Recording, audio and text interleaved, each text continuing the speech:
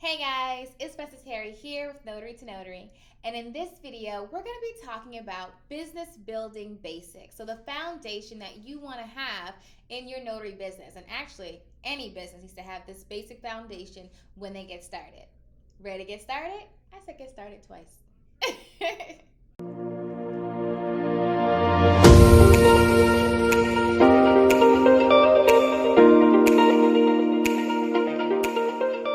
Congratulations, you have decided to start your own notary business.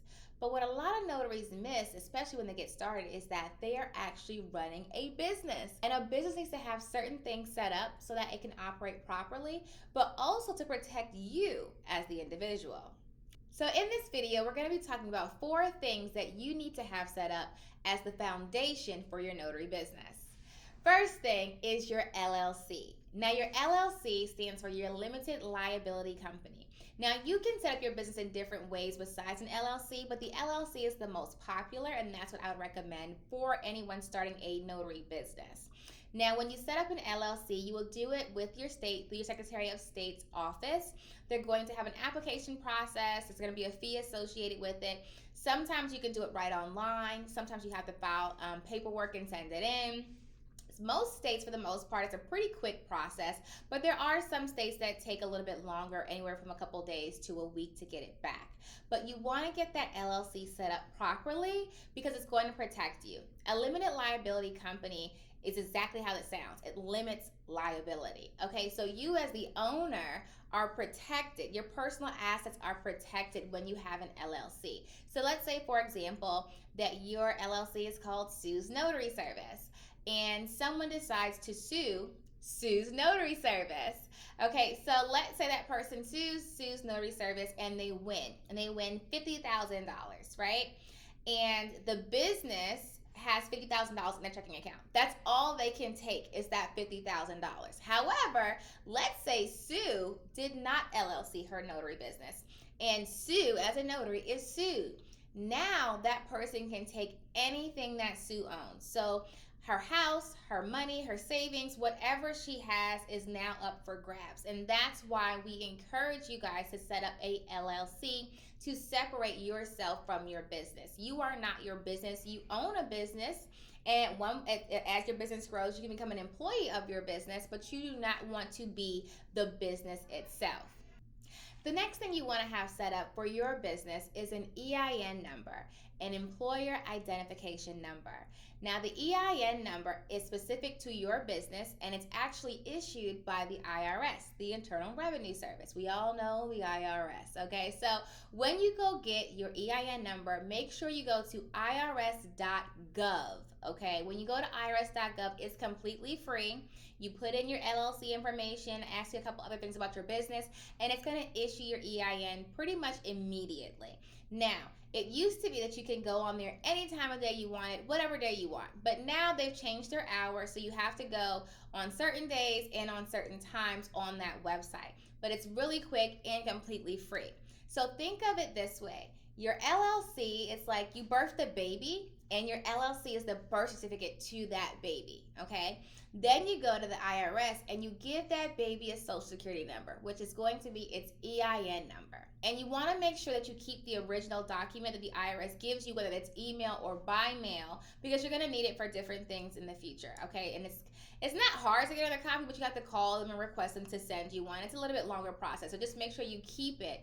The third thing you want to get is your business license. Now, this is something that's pretty much always overlooked, but a business license is something that you get from your local city or county, and basically lets them know that you're doing business and gives you authorization to do business in that city or county. And it would be wherever your business address is. Now, even if you provide services online, whatever the case is, typically you still want to have a business license because you have an address for that LLC. Okay, now check with your city, check with your state, see what the laws are in your state. Some jurisdictions will actually fine you. You can actually get in trouble for not having a business license. Once you get your business license, it's cheap in Virginia and most of the counties here. But once you get your business license, you do start paying tax on different things depending on your city or your county. So just plan accordingly for that. You renew it just like you do your LLC. You never have to renew your EIN though. but you do have to renew your LLC and your business license. Also, backing up to LLC, if you do form an LLC, you do have to renew it annually. And let's say one day Sue decides she no longer wants to have her LLC, you do have to file to dissolve it, okay? If you do not dissolve it, most, if not all states will begin to charge you late fees, penalties, things like that, especially if you're not paying that annual renewal fee. So plan accordingly. This is a baby. You can't just leave the baby on the side of the road, right? You got to take care of it. So LLC, EIN, and your business license. The last building basic I want to give you guys is getting a business checking account. So sometimes when we get started, we're sole propping, which is where you are your business. You put the money in your personal account.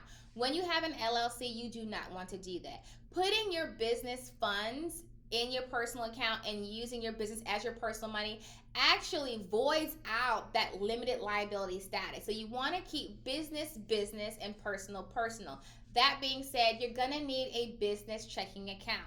So when you go get your business checking account, most banks just require you to have your business formation documents and your EIN number and your driver's license. Now, I would do some searching around with different banks because some banks charge different fees for business accounts. You want to find a bank that has a business checking account that's friendly to startups and to new businesses. So you want to try to find an account that's free, preferably, or if it does have a monthly or an annual fee, it can be waived typically if you have a certain amount of transactions or if you keep a certain amount of money in the account. You want to try and find an account that's really designed for startups that don't have much money to put in there.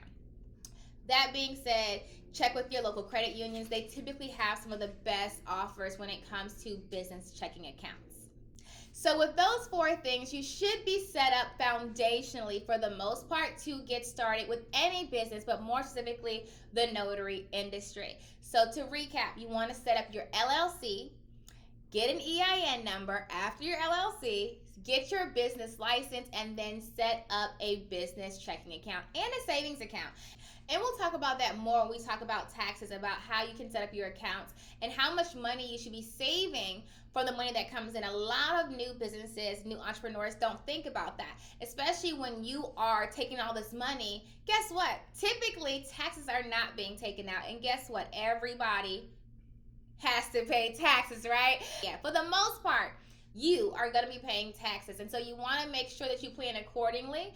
And so typically a good rule of thumb is to pull out anywhere between 20 to 30% of the money that comes in and just put it into a savings account that's just for taxes. And even if you don't end up paying that much in taxes, it's there. One thing you don't want to do is have to owe money to your state, your local revenue office, and definitely not to the IRS. Okay, so if you need more help when it comes to business formation, S corps, taxes and credits and things like that, definitely get into our tax and financial management course at notarytonotary.com.